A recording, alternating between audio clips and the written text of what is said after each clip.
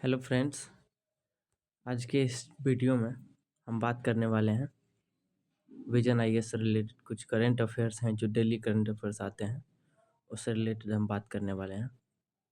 तो आज का पहला टॉपिक ये है। वीडियो को स्टार्ट करने से पहले एजुकेशन हब मेरा चैनल है, इस चैनल को सब्सक्राइब कर लें। तो चलिए स्टार्ट करते हैं। सबसे पहला यहाँ पे टॉपिक दिया हुआ है कृषि कैबिनेट। कैबिनेट ने कृषि एवं किसान कल्याण मंत्रालय के तहत संचालित फसल बीमा योजना में संशोधन को मंजूरी दी है। ये जो कैबिनेट है, एक कृषि एवं कल्याण मंत्रालय का जो कैबिनेट है, वो फसल बीमा योजना में कुछ संशोधन को मंजूरी दी है। अब देखते हैं यहाँ पे क्या कुछ संशोधन की बात कही गई है।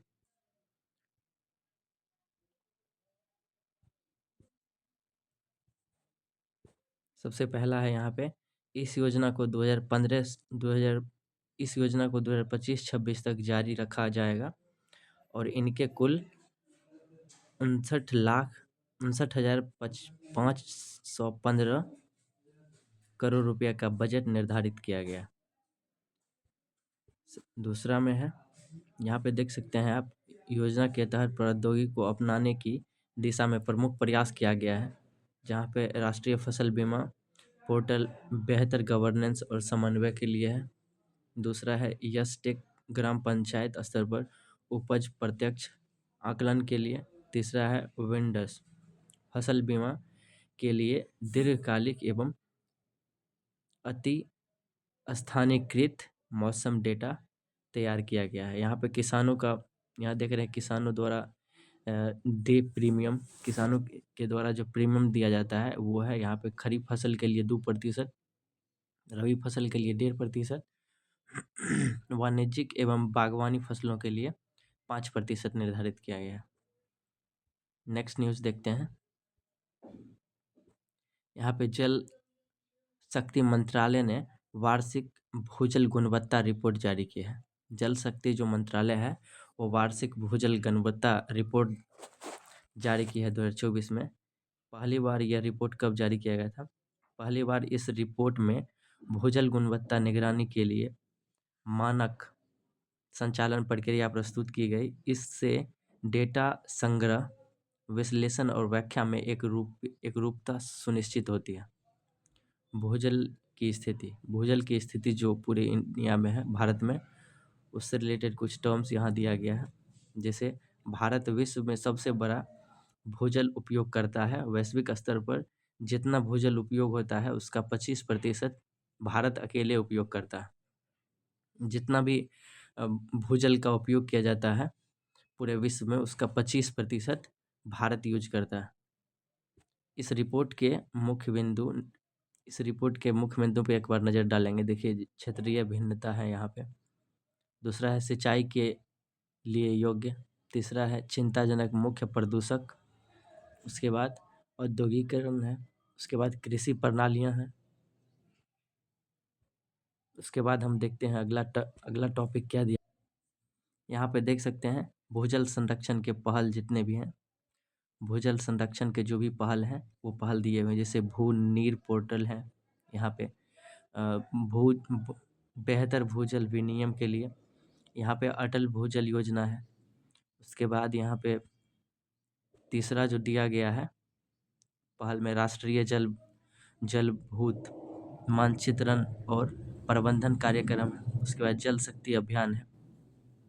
तो ये जल शक्ति अभियान है वो वर्षा जल को संचय और जल प्रबंधन को बेहतर बनाने के लिए, वर्षा जल को संचय करने के लिए जल शक्ति अभियान।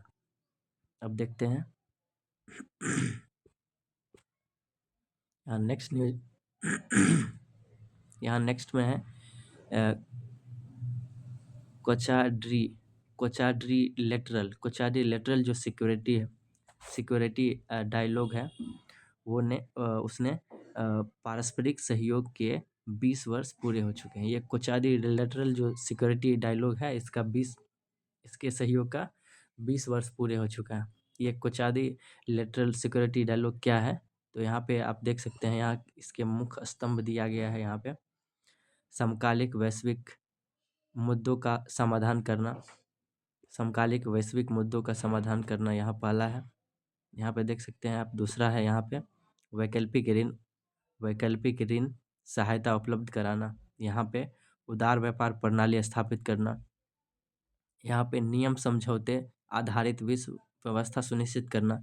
यहाँ पे हिंद प्रशांत के रणनीति समुद्र मार्गों की सुरक्षा इसमें सुनिश्चित करना।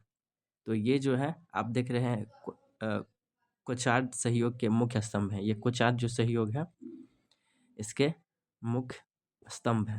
अब यहाँ पे देखते हैं कोचार्ड के बारे में कुछ। यहाँ पे देखिए कोचार्ड के बारे में दिया हुआ है, यहाँ पे परिचय है।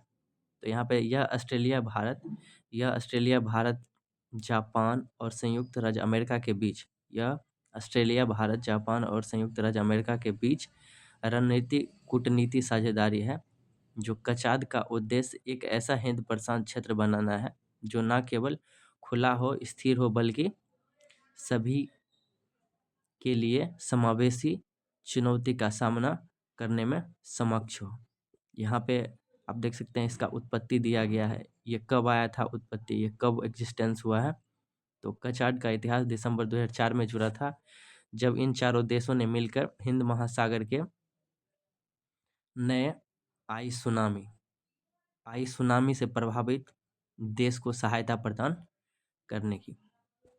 अब अगला देखते हैं कोचाद के लिए कुछ महत्वपूर्ण पॉइंट्स दिए हुए हैं। यहाँ पे इम्पोर्टेंट पॉइंट्स हैं। जो समान विचार वालों देश के साथ साझेदारी है यहाँ पे पहला।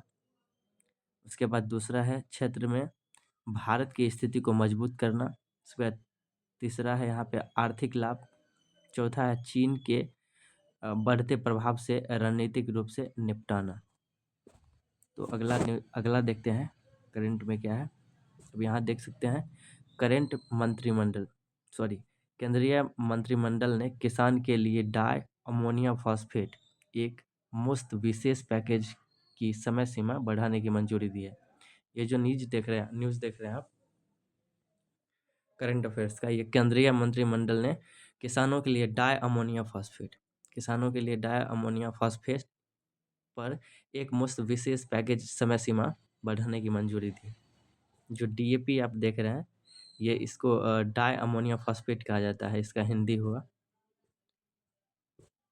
अब देखिए यहाँ पे डीएपी एक मुफ्त पैकेज के बारे में क्या क्या बातें कही गई हैं वो है। डीएपी एक मुफ्त पैकेज पोषक तत्व आधारित सब्सिडी के अलावा दिया जाएगा।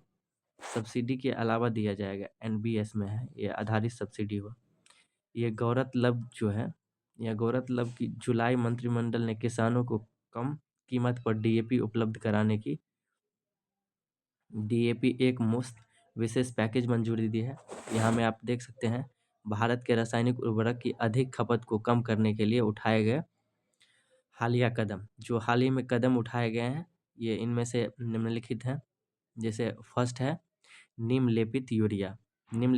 इसके तहत किसानों को आपूर्ति की जाने वाली 100% यूरिया का नीम लेपित होना अनिवार्य है।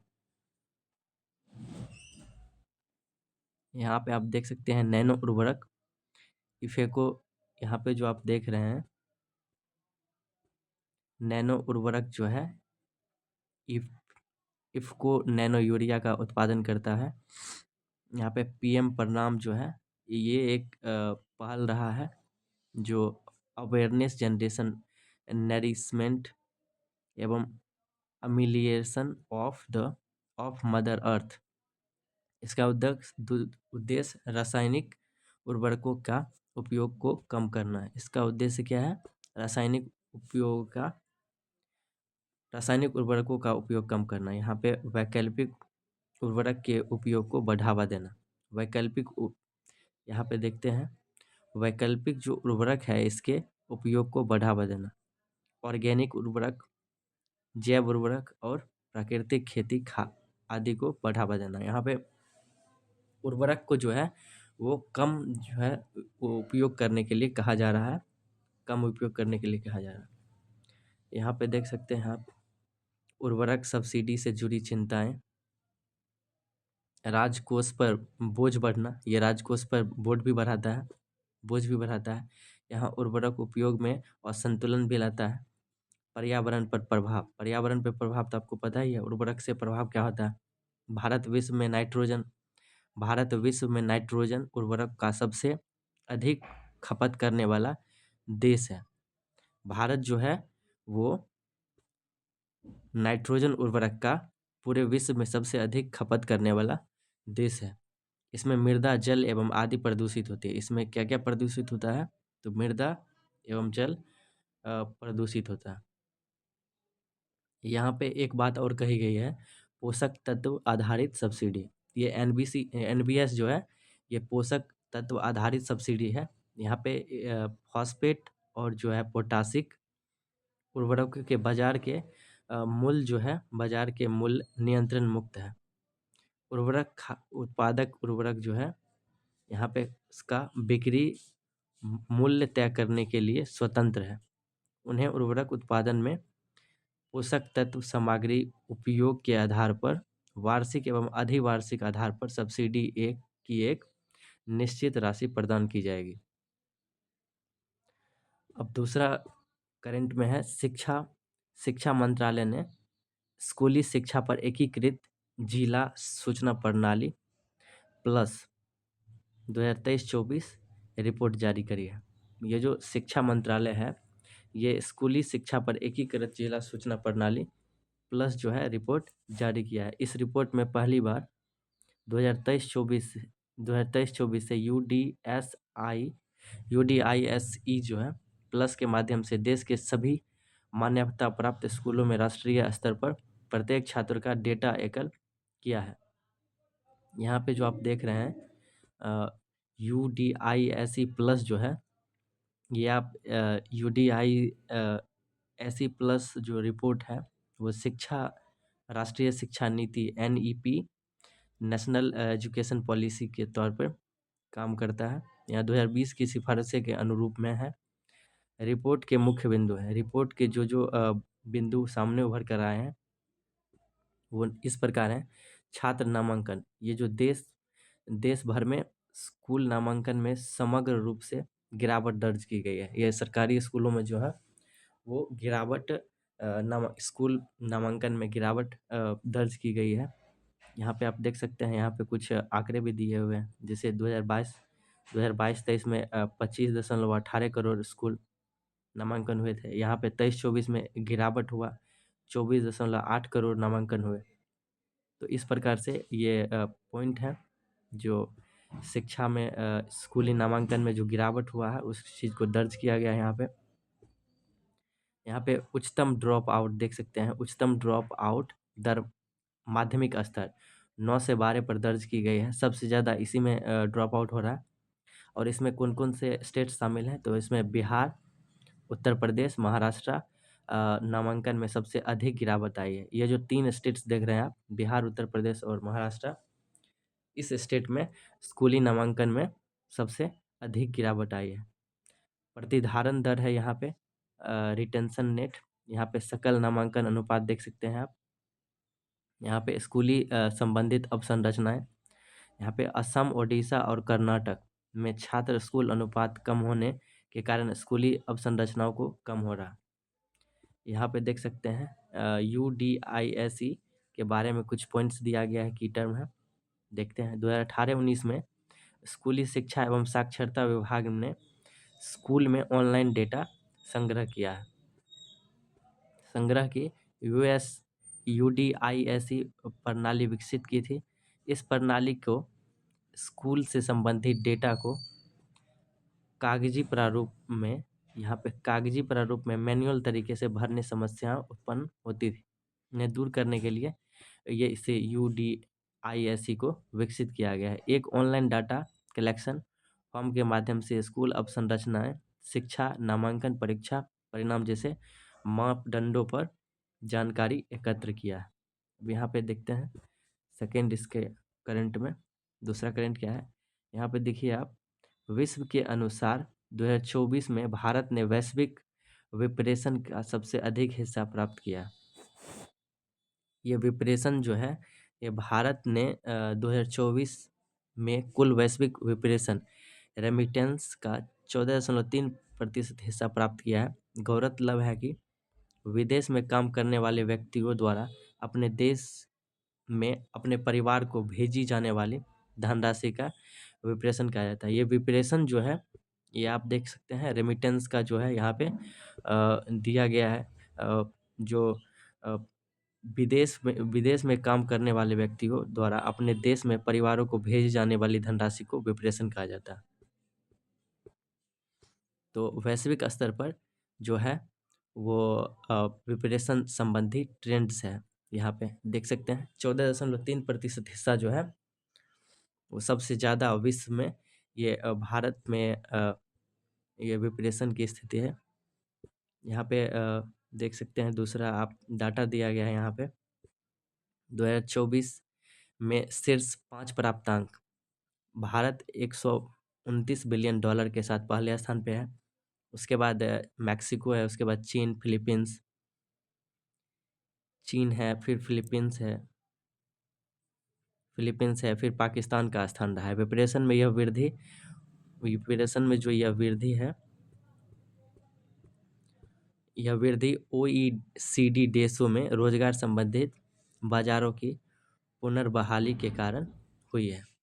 निम्न और मध्यम आय वाले देश में विप्रेशन, यहाँ पे चीन के विप्रेशन में कमी है। यहाँ पे चीन में जो विप्रेशन हो रहा है, मतलब चीन के जो नागरिक विदेश में रह रहे हैं उससे उनके परिवार को जो भेजे जाने वाली राशि है उसमें कमी आई है। यहाँ भारत में उच्च विप्रेशन, यहाँ आप देख सकते हैं भारत में उच्च विप्रेशन में योगदान देने वाले कारक, यहाँ पे कौन कौन से कारक हैं इस पे एक बार नज़र देते हैं। यहाँ पे प्रयास का स्तर, नए गंतव्य देश में प्रसार, कुशल और अकुशल श्रमिक, प्राप्तकर्ता परिवार के लिए महत्व, व्यापक आर्थिक महत्व। अब देखते हैं यहाँ पे कुछ अन्य सुर्खियाँ दिया गया है। अन्य सुर्खी में गैर, यहाँ पे देख सकते हैं आप गैर निशांदित परिसंपत्तियाँ, ये NPA है, नेशनल परफॉर्मेंस एसेट जो है, इस बारे में ये भारतीय रिजर्व बैंक जो है, ये भारतीय रिजर्व बैंक ने दिसंबर 2024 में वित्तीय स्थिरता रिपोर्ट जारी किया है। इस रिपोर्ट के अनुसार जो है भारत के बैंकों का सकल NPA अनुपात कम होकर के 2.6% है। अनुपात पिछले 12 वर्षों में सबसे कम रहा है। पिछले 12 वर्षों में NPA का जो है वो प्रतिशत बहुत सबसे कम रहा। यहाँ पे NPA बैंकों में डिफ़ॉल्ट, यहाँ पे देखिए आप NPA बैंकों में डिफ़ॉल्ट या बकाया अग्रिम होते हैं। वास्तव में NPA जो है बैंक के ऐसे ऋण या अग्रिम होते हैं जिनसे उन्हें कोई आय प्राप्त नहीं होता है। बैंक क्या करती है, बैंक लोन देती है और जो लोन सही टाइम पे नहीं आया 90 दिनों के अंदर उसको NPA घोषित कर दिया जाता है। जब मूलधन या ब्याज का भुगतान नियत समय पर नहीं किया जाए, देखिए आप, या भुगतान में चूक हो, तब जो है वह ऋण बकाया कहलाता है। वही जब ब्याज या मूलधन की किस्त या दोनों 90 दिनों से अधिक समय तक बकाया रहती है तो वह NPA घोषित कर दिया जाता है, वह NPA के अंदर आ जाता है। यहाँ पे GNPA है, यहाँ पे उन सभी ऋण संपत्तियों का योग है जिन्हें NPA के रूप में वर्गीकृत किया गया। यहाँ पे NPA से रिलेटेड हो चुका है हमारा। अब यहाँ पे तंबाकू बोर्ड जो है, यहाँ पे तंबाकू बोर्ड कुछ अपने जारी करते हैं कुछ अपने रिपोर्ट्स, उन रिपोर्ट्स को देख लेते हैं एक बार। हाल ही में तंबाकू बोर्ड ने अपना स्थापना दिवस मनाया। इस अवसर पर बोर्ड ने बताया कि फ्लू वजीनिया तंबाकू उत्पादन किसानों की आय 2019-20 और 2023-24 के बीच दोगुनी से अधिक हो गई है। यहाँ पे देख सकते हैं आप FCB जो है वो तंबाकू उच्च गुणवत्ता वाली संबंधित तंबाकू किस्म, इसका सिगरेट के उत्पादन व्यापक के रूप में उपयोग किया जाता है। यह तंबाकू का जो उपयोग है वो सिगरेट के रूप में बहुत ज़्यादा किया जाता है। उसके बाद तंबाकू बोर्ड के बारे में कुछ पॉइंट्स दिए गए हैं। इसका मुख्यालय आंध्र प्रदेश में है। तंबाकू बोर्ड का मुख्यालय कहाँ है? तो तंबाकू बोर्ड का मुख्यालय आंध्र प्रदेश में है। इसका स्थापना जो है, इसकी स्थापना संसद के तंबाकू बोर्ड अधिनियम 1975 के तहत 1 जनवरी 1976 को हुई थी। इसकी स्थापना कब हुई थी? तो 1 जनवरी 1976 को। इसका मुख्य उद्देश्य था तंबाकू उद्योग के विकास को बढ़ावा देना, साथ ही एफसीबी तंबाकू के उत्पादन, वितरण और निर्यात का विनियम भी करता है। ये एफसीबी जो है एक उच्च प्रकार का है जो रिपोर्ट जारी करता है सभी के बारे में। इसका मंत्रालय जो है ये तंबाकू मंत्रालय का जो है, तंबाकू में जो तंबाकू जो जिस मंत्रालय में है उस मंत्रालय से रिलेटेड न्यूज़ है। यहाँ पे मंत्रालय यह वाणिज्यिक और उद्योग मंत्रालय के वाणिज्यिक विभाग के तहत कार्य करता है। अब देखते हैं इससे अगला टाइटेनियम। यहाँ बात कर लेते हैं हम अब टाइटेनियम की। टाइटेनियम क्या है? तो हाल ही में भारतीय यहाँ पे देखिए यहाँ पे भारत में यहाँ पर देखते हैं हाल ही में भारतीय फ्रेम एरोस्पेस ग्रेड टाइटेनियम मिश्र धातु के उत्पादन के लिए क्यूकम आर्क रेमेल्टिंग जो है ये वैक्यूम आर्क रेमेल्टिंग जो है इसका ये VAR का फुल फॉर्म है। फ्रेनेस शुरू करने वाली भारत पहली निजी कंपनी बनी है। ये टाइटेनियम का जो है वो भारतीय फ्रेमवर्क एरोस्पेस ग्रेड टाइटेनियम मिश्र धातु के उत्पादन के लिए ये जो है फ्रेनेस शुरू करने वाली ये भारत जो है ये पहली कंपनी है। ये देख सकते हैं आप यहाँ पे क्यूम आर्क रेमेल्टिंग का उपयोग स्टेनलेस स्टील में करते हैं, निकेल में, टाइटेनियम में आधारित मिश्र धातु जैसे कई मिश्र धातु को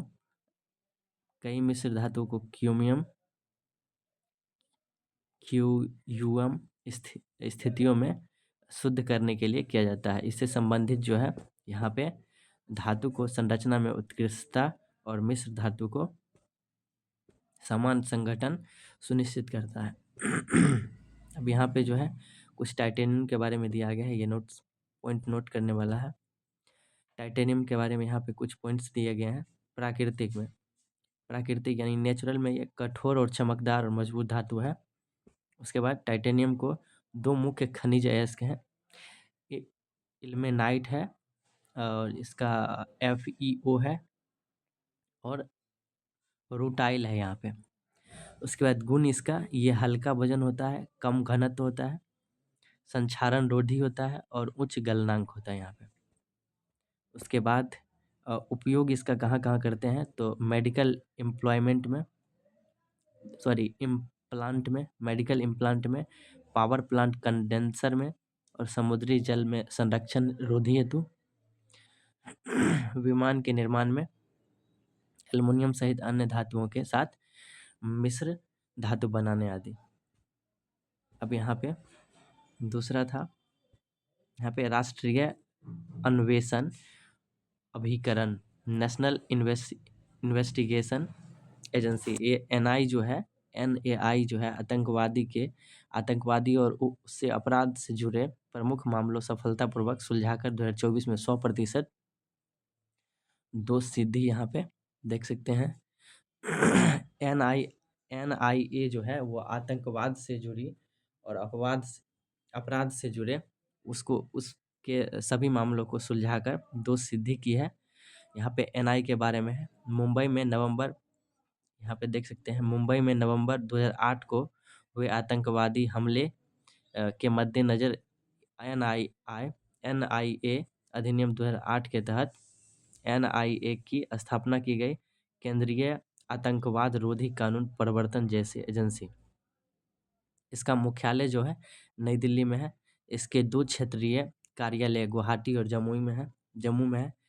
कार्य इसका भूमिका यह भारत की संप्रभुता, रक्षा, अखंडता और अन्य देशों के साथ मैत्रीपूर्ण संबंधों को जो है ये प्रभावित करने में प्रभावित करने वाले अपराधों की जांच करता है। इन अपराधों की सूची एनआईए अधिनियम 2008 की अनुसूची में ये सुनिश्चित। इससे अगला न्यूज़ देखते हैं। यहाँ पे केले की खेती के बारे में कुछ दिया गया है। यहाँ पे तो केले की खेती में कुछ पॉइंट्स दिया गया है। ये कृषि और प्रसंस्कृत ये कृषि एवं प्रसंस्कृत जो है उत्पादन निर्यात विकास प्राधिकरण, ये एपीईडीए के अंतर्गत कार्य करता है। इसके अनुसार भारत ने पिछले एक दशक का मतलब 10 ईयर्स होता है, तो पिछले एक दशक में केले के निर्यात में 10 गुना दर्ज वृद्धि किया है। ये जो आप देख रहे हैं, ये एपीईडीए जो है, ये एपीईडीए जो है एपीईडीए ये जो है वो केले का जो है वो मैनेज करने वाला एक तरीका से प्राधिकरण है। और ये एपीईडीए जो है के अनुसार पिछले 5 वर्षों में $1 बिलियन के मूल्य के निर्यात का लक्ष्य रखा गया। ये आदर्श जलवायु यहाँ पे देख सकते हैं केले के लिए क्या ठीक रहेगा। उसके लिए कितना इसकी खेती के लिए 15 डिग्री सेल्सियस से 35 डिग्री के बीच तापमान होना जरूरी है और 75 से 80 की आर्द्रता चाहिए यहाँ पे। उसके बाद आदर्श मृदा चाहिए। इसके बाद देख सकते हैं अधिक गहरी और उपजाऊ दोमट मिट्टी मृदा चाहिए यहाँ पे, जिसका पीएच मान 6 से 7.5 के बीच में हो। इसकी खेती के लिए मृदा में अच्छी जल निकासी, पर्याप्त उर्वरता और नमी होनी चाहिए। यहाँ पे देख सकते हैं आप केले की प्रमुख फसल जो है वो देख सकते हैं। केले के प्रमुख फसल हावार्फ, कवेंडिस, उसके बाद रोबस्टा है यहाँ पे, दूसरा मोन्थन है, उसके बाद पूवन है, उसके बाद नरेंद्रन है। प्रमुख उत्पादक जो स्टेट्स हैं इंडिया के, वहाँ पे देख सकते हैं आप। यहाँ पे आंध्र प्रदेश फर्स्ट में है, Maharashtra second and third Gujarat. अब यहाँ पे नोरो वायरस जो है, यहाँ नोरो वायरस से संबंधित कुछ है न्यूज़, वो उसको देखते हैं। यूएसए, यहाँ पे देख सकते हैं US centre for disease control and prevention ने नोरो वायरस मामलों में उल्लेखनीय वृद्धि सूचना की है। ये नोरो वायरस के बारे में कुछ दिया गया है। नोरो वायरस क्या होता है? यह एक अत्यधिक संक्रामक वायरस है जो जठर रस शोथ का कारण बनता है। ये जठर जो है यहाँ पे उसका शोथ का कारण बनता है। इसे आमतौर पर पेट का फ्लू, स्टमक फ्लू के रूप में जाना जाता है। लक्षण में मतली, उल्टी और दस्त। नोरोवायरस सामान्यतः सभी प्रकार के पर्यावरण दशाओं के प्रति अपेक्षाकृत प्रतिरोधी है, क्योंकि वे शून्य के नीचे के तापमान के साथ साथ उच्च तापमान 60 डिग्री सेल्सियस तक में भी जीवित रहते हैं। ये नोरोवायरस जो है वो शून्य के नीचे के तापमान में भी और सबसे अधिक तापमान 60 डिग्री सेल्सियस तक भी ये जीवित रह सकते हैं। यह वायरस जो है मुख्य रूप से ओरल फेकल रूट से फैलता है। ये ओरल फेकल रूट जो होता है, ओरल जो होता है यहाँ से ये फैलता है, या दूषित भोजन या पानी के सेवन से, या सीधे एक व्यक्ति के दूसरे व्यक्ति के संपर्क में आने से फैलता है। ये जो है एक व्यक्ति से दूसरे व्यक्ति के संपर्क में आने से भी फैलता है। नोरोवायरस के इलाज के लिए अभी तक कोई विशिष्ट दवा विकसित नहीं की गई है। अब यहाँ पे दूसरा हम देखते हैं, यहाँ पे राष्ट्रीय स्वच्छ गंगा मिशन जो है, यहाँ पे एनएमसीजी जो है, इसके कार्यकारी समिति के ने गंगा नदी के कायाकल्प और स्वच्छता के प्रयासों को मजबूत करने के लिए प्रमुख जो है मुख्य पहले हैं शुरू किए हैं। जैसे यहाँ पे आप देख सकते हैं मुख्य पहलों में चंदौली सीवेज है, ट्रीटमेंट प्लांट की स्थापना करना। एनएमएसजी के बारे में कुछ पॉइंट्स दिया गया है। वर्ष 2011 में सोसाइटी पंजीकरण अधिनियम 1880 के तहत एक सोसाइटी के रूप में पंजीकृत किया गया है। यह जल शक्ति मंत्रालय के अंतर्गत कार्य करता है। यहाँ पे देख सकते हैं और यह राष्ट्रीय गंगा नदी बेसिन प्राधिकरण जो है वो नेशनल गंगा रिवर यहाँ पे बेसिन यहाँ पे अथॉरिटी जो है इसके तहत कार्य करता है। यहाँ पे NGRBA की स्थापना जो है पर्यावरण संरक्षण अधिनियम 1986 के तहत की गई थी, जो 2016 में इसके स्थान पे प्रधानमंत्री की अध्यक्षता में राष्ट्रीय गंगा परिषद का गठन किया गया। तो यहाँ पे आप देख सकते हैं इसके उद्देश्य नदी बेसिन जो है दृष्टिकोण को अपनाकर गंगा नदी के प्रदूषण को प्रभावी ढंग से खत्म करने का यहाँ पे प्रयास किया गया है एवं इसके 2 स्तरीय प्रबंधन संरचना है शामिल किया गया है, गवर्निंग काउंसिल और कार्यक्रम समिति। यहाँ पे अगला है, यहाँ पे आप देख सकते हैं न्यूट्रॉनो है। न्यूट्रॉनो जो है एक प्रकाश का ही हिस्सा होता है, लाइट्स का हिस्सा होता है। देखते हैं इसमें क्या दिया गया। वैज्ञानिक उच्च ऊर्जा वाले न्यूट्रॉनो घोष पार्टिकल का पता लगाने के भूमध्य सागर के नीचे 2 टेलीस्कोप को स्थापित कर रहे हैं। यह दोनों टेलीस्कोप जो है ये क्यूबिक किलोमीटर न्यूट्रिनो टेलीस्कोप जो है इसका हिस्सा है। ये जो KN3NET एक डीप सी रिसर्च इंफ्रास्ट्रक्चर है जिसका निर्माण भूमध्य सागर में किया जा रहा है। इसके अगली पीढ़ी के न्यूट्रॉनो टेलीस्कोप की स्थापना की जाएगी। ये टेलीस्कोप जो है अंटार्कटिका की जमी हुई बर्फ में स्थित आइस क्यूब न्यूट्रॉनो वेधशाला से संबंधित है। यहाँ पे न्यूट्रॉनो के बारे में कुछ दिया गया है, न्यूट्रॉन के बारे में कुछ दिया गया है। ये छोटे कण बिल्कुल इलेक्ट्रॉन के समान होते हैं, लेकिन इनमें कोई विद्युत आवेश नहीं होता है। इनमें कोई विद्युत आवेश नहीं होता है और ये इलेक्ट्रॉन के साइज क्या होता है, ये ब्रह्मांड में मूलभूत उप परमाणविक कणों में से एक और काफ़ी संख्या में मौजूद है। यह जो है ब्रह्मांड में काफ़ी संख्या में मौजूद है। महत्व ये ऊर्जा जो है उच्च ऊर्जा वाले न्यूट्रॉनों का अध्ययन करने से खगोलीय भौतिकी संबंधी जांच में मदद मिलती है, जैसे मिल्की वे, आकाशगंगा, कॉस्मिक किरणें, डार्क मैटर, ये जो है आदि के बारे में नवीन जानकारी। ये जो है ये आकाशगंगाएं जो हैं इनमें इसको रिसर्च के तौर पे देखा जा रहा है। अब बात करते हैं ये सुर्खी में रहे स्थल जो है यहाँ पे देख सकते हैं त्रिनिदाद एंड टोबैगो जो है राजधानी पोर्ट ऑफ स्पेन। ये अभी जो है रिसेंट में न्यूज़ में रहा है। हाल ही में त्रिनिदाद एंड टोबैगो जो है ये हिंसा के कारण आपातकाल की घोषणा यहाँ पे की गई है। ये इसलिए न्यूज़ में रहे। भौगोलिक अवस्थिति में देखते हैं तो यहाँ अवस्थिति में है अटलांटिक महासागर के दक्षिण पूर्व वेस्ट इंडीज का एक द्वीपीय देश है। ये वेस्ट इंडीज का एक द्वीपीय देश है। और भौगोलिक विशेषताएं की बात करें तो यहाँ पे पर्वत श्रृंखलाएं, यहाँ नर्दर्न रेंज वेनेजुएला में एंडीज पर्वत श्रृंखला की तटीय श्रृंखलाओं का विस्तार है। यहाँ सबसे ऊंची चोटी जो है माउंट ओरिपो है और झील यहाँ पे तिनिनंदा में स्थित पिच झील दुनिया का सबसे बड़ी प्राकृतिक एस्फाल्ट झील है। प्रमुख नदियाँ यहाँ पे और टोइरे और कोरिन यहाँ पे देख सकते हैं आप। यहाँ पे दिया गया है इसके मैप के बारे में। यूनाइटेड स्टेट है, अटलांटिक ओशन है यहाँ पे, यूनाइटेड स्टेट है, अटलांटिक ओशन है यहाँ पे ब्राज़ील, यहाँ कोलंबिया है, यहाँ पे देख सकते हैं आप। और यहाँ पे है ट्रिनिडाद एंड टोबैगो। यहाँ देख सकते हैं ट्रिनिडाद एंड टोबैगो है यहाँ पे, फ्रेंच गुयाना। तो आज के लिए बस इतना ही। और चैनल पे नए हैं तो चैनल को सब्सक्राइब कर दें।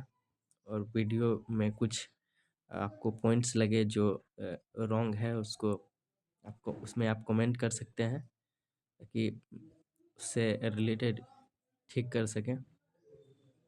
तो थैंक यू एंड बाय।